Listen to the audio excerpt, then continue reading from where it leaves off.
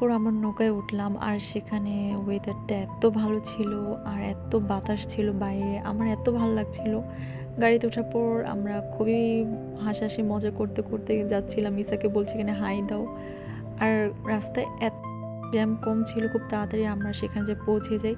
আর পৌঁছানোর পর এখানে আমরা সেন্টারে যখন আসলাম, সেন্টারটা বিশাল বড় ছিল, খুব ভালো লাগছিল। আর ইসাক তো খুবই মজা করছিল। ইসাক আর আনাস মিলে এই সোফা সেই সোফা, দৌড়াদৌড়ি, লাফালাফি, কি বলবো, মনে হচ্ছে ওরা বাসায় আসছে, কোনো বিয়ে খেতে আসেনি। ওদেরকে তো মনেই হচ্ছিল না যে ওরা বিয়ে খেতে আসছে। তো এখানে ওদের সাথে আমাদের সময়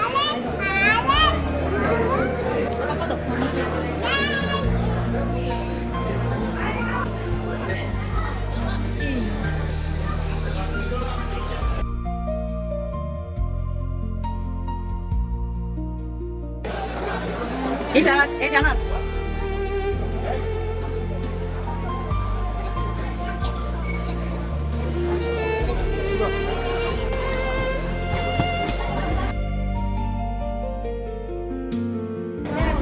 আমার সাথে আছে ইসাক আর শাহনাজ।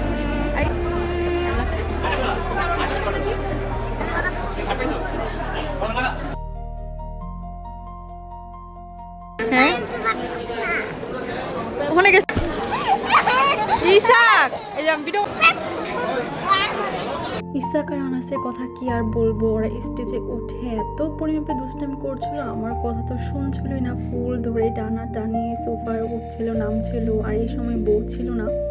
তো ওরা মনে হচ্ছিল ওদেরই বিয়ের ফাংশন, ওরা এত পরিমাপে দুষ্টামি করছিল।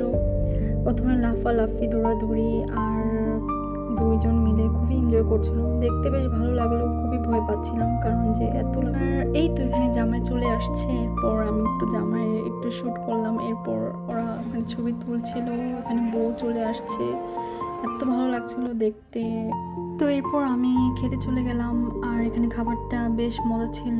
এখানে কাচ্চি দেওয়া হয়েছিল, আর আমি ইসাকে খাইয়ে দিচ্ছিলাম। ইসাক আবার একটু ব্যথা পেয়ে গেছিলো, তো এর জন্য ওই একটু কান্না করছিল। ওয়েটারের হাত ওর চোখে লাগে, এরপর ওই কান্না শুরু করে দেয়। আর আমি এখানে তারপর আমি ওকে একটু খাইয়ে দিলাম। এরপর এখানে ফিনিটা সবচেয়ে বেশি মজা ছিল, আমি এত এনজয় করছিলাম। আমি মুখে দিলেই মনে হচ্ছিল যে আর একটু খাই আর একটু খাই, আমার এত ভালো লেগেছে। আমি খাচ্ছিলামই আর খাচ্ছিলামই। তো এরপর বেশিক্ষণ থাকা হয়নি, ইসাকের পেটটা একটু ব্যথা করছিল। আমরা এরপর তাড়াতাড়ি করে এখান থেকে গাড়ি নিয়ে বাসে এসে পড়লাম। আর বাসায় আসার পর আমার পাকনা ছেলে ওর ভাইয়ের জুতা খুলে দিচ্ছিল, ওই এত পরিমাণে হেল্প করছিল, ভাইয়ের জুতা খুলে দেয়, গুছিয়ে রাখছে। ওই মাশাআল্লাহ এত অন্যরকম হয়েছে। ওকে ওর বাবার কাছে রেখে এর জন্য শান্তি হালে যেতে পারছি। তো আজকের মতন এখানে আমাদের ব্লগটা শেষ। সবাই ভালো থাকবেন আর আমাদের জন্য দোয়া করবেন। আল্লাহ হাফেজ।